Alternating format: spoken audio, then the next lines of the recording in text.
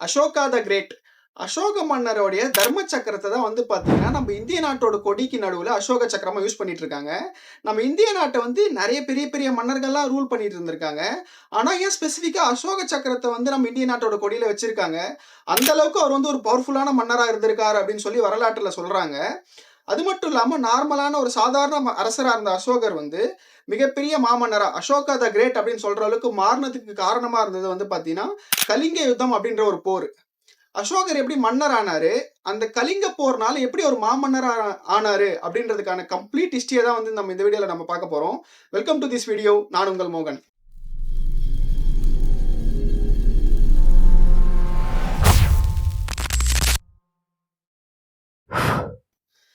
இந்த அசோக மன்னனோட காலகட்டம் எப்ப அப்படின்னு சொல்றாங்கன்னு பார்த்தீங்கன்னா, கிறிஸ்துவம் மதம்லாம் தோன்றதுக்கு முன்னாடியே பிஃபோர் கிறிஸ்ட் பீரியட்ல தான் வந்து இவங்க வந்து ஆட்சி பண்ணிட்டு இருந்திருக்காங்க. சந்திரகுப்த மௌரியர், அதாவது அசோகரோட தாத்தாவான சந்திரகுப்த மௌரியர் தான் வந்து பார்த்தீங்கன்னா, மௌரிய டைனஸ்டியோட ஃபவுண்டரா இருந்திருக்காரு. சுமார் 326 பிசில வந்து பார்த்தீங்கன்னா, அலெக்சாண்டர் த கிரேட் வந்து இந்தியாவுக்கு படையெடுத்து வந்து வட இந்தியால பெரும்பாலான பகுதிகளை கைப்பற்றிட்டு, தன்னோட ஆட்சி கீழ வந்து கொண்டு வராரு. அதுக்கப்புறம் ஆட்சிய கைப்பற்றுறப்போ வந்து பார்த்தீங்கன்னா, இந்த போர் புரியறதுக்குலாம் வந்து இந்த சந்திரகுப்த மௌரியர் தான் தன்னோட கூலிப்படைகள் மூலியமா வந்து அலெக்சாண்டருக்கு வந்து ஹெல்ப் பண்ணாரு அப்படின்னும் சொல்லப்படுது. இவர் வந்து ஆட்சியை கைப்பற்றிட்டு அலெக்சாண்டர் வந்து தன்னோட கிரீக் நாட்டுக்கு போறாரு. இங்க வந்து அங்கங்க அந்த மாகாணத்துக்குலாம் வந்து கவர்னர்லாம் போட்டுட்டு, கொஞ்ச நாள்ல என்ன ஆகுது அப்படின்னு பார்த்தீங்கன்னா, அலெக்சாண்டர் வந்து நோய்வாய்ப்பட்டு இறந்து போயிடுறாரு. அலெக்சாண்டர் இறந்த அப்புறம் அலெக்சாண்டரோட தளபதி தான் வந்து பார்த்தீங்கன்னா, அவர் கைப்பற்றி வச்சிருந்த ராஜ்யத்தெல்லாம் வந்து தலைமையேற்று ராஜ்யம் பண்ணிட்டு இருந்தாரு. இதை தெரிஞ்சுக்கிட்ட சந்திரகுப்த மௌரியர் வந்து சாணக்கியரோட உதவியோட இந்த தளபதி அலெக்சாண்டரோட தளபதியை அடிச்சு விரட்டிட்டு வட இந்தியாவை கொஞ்சம் கொஞ்சமா கைப்பற்ற ஆரம்பிக்கிறாரு. அதன் மூலயமா மகதம் அப்படின்ற ராஜ்யத்தை கைப்பற்றி பாட்டாளிபுத்ராவை வந்து தலைநகரா கொண்டு மௌரிய டைனஸ்டி அப்படின்ற ஒரு டைனாஸ்டி புது டைனாஸ்டி வந்து உருவாக்குறாரு. சந்திரகுப்த மௌரியர் வந்து 320 பிசில இருந்து 298 பிசி வரைக்கும் கிட்டத்தட்ட 22 வருஷம் ஆட்சி பண்ணிட்டு இருந்திருக்காரு. அந்த ஆட்சி பண்ண காலத்துல வந்து பாத்தீங்கன்னா, சந்திரகுப்த மௌரியருக்கு நெறைய மனைவிகள் மூலியமா நெறைய மகன்கள் இருந்ததா சொல்லப்படுது.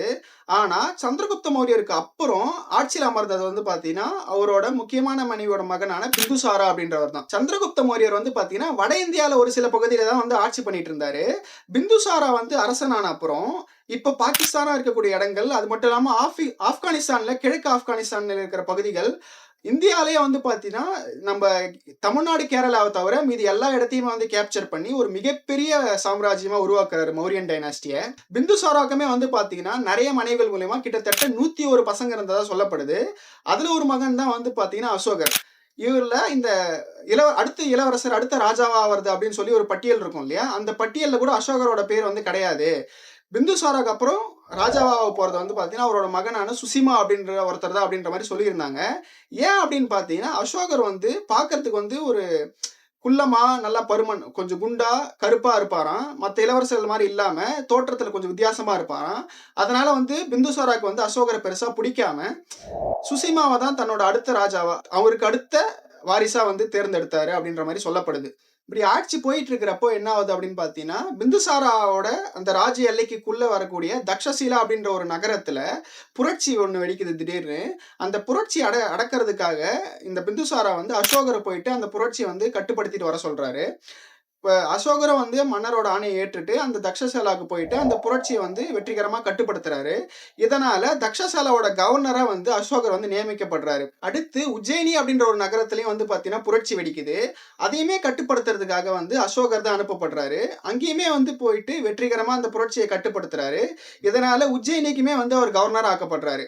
அங்க ஒரு கவர்னரா இருந்த பீரியட்ல அங்க உஜ்ஜயினில இருந்த ஒரு தொழிலதிபரோட தேவி அப்படின்ற ஒரு பொண்ணை வந்து பாத்தீங்கன்னா காதலிச்சு கல்யாணம் பண்ணிக்கிறாரு.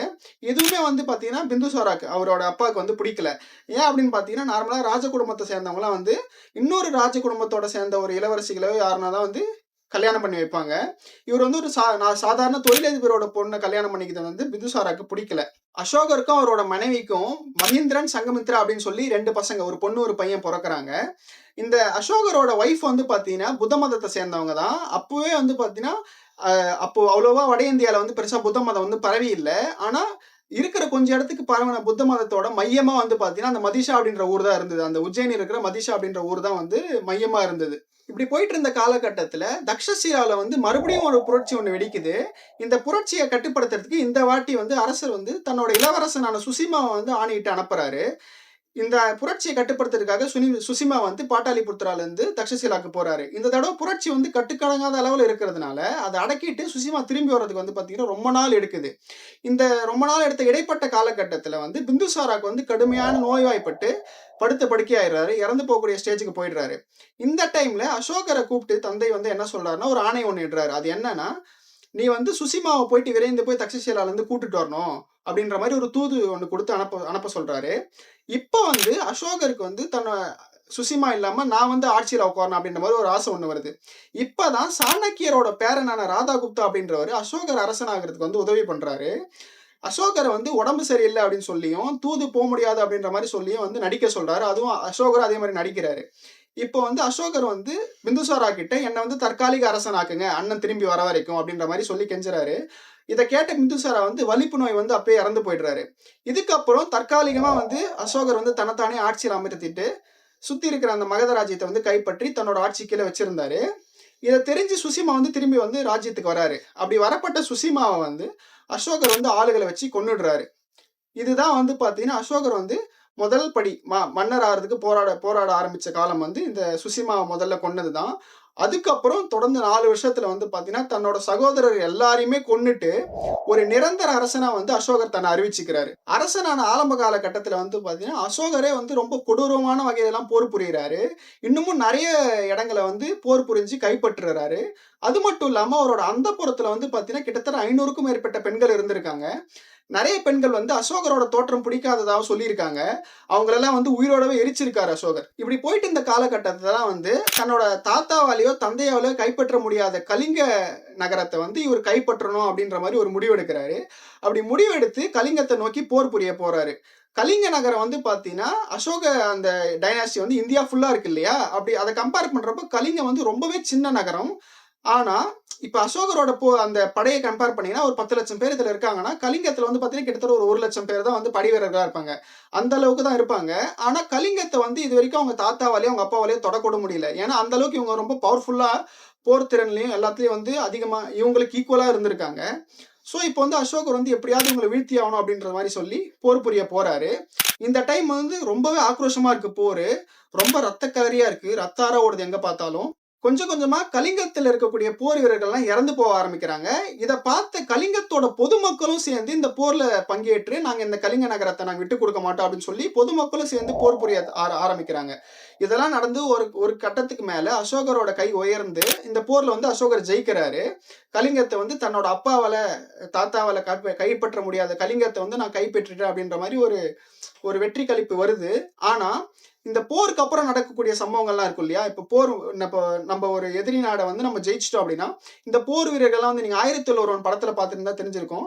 இந்த சோழர்கள் வந்து பாண்டியர்கள் வந்து போய் மீட்டு எடுத்துட்டு வந்தப்புறம், அந்த கேம்ப்ல நடக்கும் இல்லையா? அந்த பொண்ணுங்கள போட்டு சித்திரவதை பண்றது, கற்பழிக்கிறது, அந்த மாரி சம்பவம்லாம் நடக்கும் இல்லையா? அதே மாரி இங்கேயும் நடக்குது. அது மட்டும் இல்லாம கிட்டத்தட்ட 1,00,000 பேர் கிட்ட அந்த போர்ல இறந்து போயிருக்காங்க. அங்கங்க வந்து பொதுமக்கள் இறந்து போயிருக்காங்க. அங்கங்க இந்த பெண்கள் வந்து சீரழிக்கப்படுறத பார்க்குறாரு. அனாதை குழந்தைகள் வந்து நெறைய பேர் அவங்க அப்பா, அம்மாவ இழந்து உட்கார்ந்து அழுதுகிட்டு இருக்குது. இதெல்லாம் வந்து பார்த்துட்டு இருக்காரு. இத பார்த்த அசோகருக்கு வந்து தன்னோட என்னதான் இந்த ஒரு வெற்றி வந்து ரொம்ப பெருசா இருந்தாலும், அத வந்து அவரால முழு மனசோட சந்தோஷமா ஏத்துக்க முடியல. அப்பதான் வந்து அந்த கலிங்கத்துல வந்து ஒரு புத்த துறவி ஒருத்தர பார்க்குறாரு. ஆல்ரெடி வந்து அசோகர் வந்து புத்த மதத்துக்கு கன்வெர்ட் ஆயிட்டாரு. இந்த கலிங்க போர்லாம் ஆரம்பிக்கிறதுக்கு முன்னாடியே. ஆனா, அவர் வந்து அந்த புத்த மதத்தோட பிரின்சிபல்ஸ்லாம் ஃபாலோ பண்ணாம இருந்தாரு. இந்த போருக்கு அப்புறம் ஒரு புத்த துறவிய பார்க்குறாரு. அவர்கிட்ட வந்து எதுவுமே கிடையாது. ஆனாலுமே அவர் வந்து ரொம்ப சந்தோஷமா இருக்கிறத பார்க்குறாரு. இத பார்த்துட்டு நீங்க எப்படி எதுவுமே இல்லனாலும் இவ்வளவு சந்தோஷமா இருக்கீங்க அப்படின்ற மாரி கேட்கிறாரு. அதுக்கு வந்து அந்த புத்த துறவி வந்து அசோகருக்கு வந்து இந்த புத்த மதத்தோட பிரின்சிபல்ஸ்லாம் வந்து டீச் பண்றாரு. இத கேட்ட அசோகர் வந்து மனம் மாறி, இந்த போர்ல கிடைச்ச வெற்றிலாம் நமக்கு ஒண்ணுமே கிடையாது. நம்ம வந்து அகிம்சை முறையால எது வந்தாலும் வெல்லணும். அதுதான் வந்து தர்மம் அப்படின்ற மாரி புரிஞ்சுக்கிறாரு. அதுக்கப்புறம் அசோகர் வந்து ஒரு தீர்க்கமான ஒரு முடிவு ஒண்ணு எடுக்குறாரு. அது என்ன அப்படின்னு பார்த்தீங்கன்னா, இதுக்கப்புறம் நானும் என்னோட வாரிசுகளோ, இல்ல என்னோட ராஜ்யத்த சேர்ந்த யாருமே வந்து போர் புரிய மாட்டோம். அப்படின்ற மாரி ஒரு முடிவு எடுக்குறாரு. இல்ல ஆக்சுவலா வந்து நாங்க போர் புரியல அப்படின்றதுக்காக, நீங்க யாருனா வந்து எங்கள வந்து சீன்றதோ, இல்ல எங்க மேல போர் தொடுக்கிறதோ இருந்தீங்கன்னா, அவங்களுக்கெல்லாம் வந்து கடுமையான தண்டனை விதிக்கப்படும் அப்படின்ற மாரி சொல்றாரு.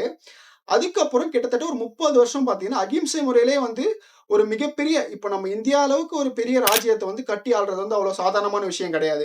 ஏன்னா, அவர் அசோகர் இருந்த காலத்திலேயே வந்து பார்த்தீங்கன்னா, வெவ்வேறு இனத்த சேர்ந்த, வெவ்வேறு மொழி, மதத்த சேர்ந்த மக்கள் வந்து இந்தியால இருந்தாங்க.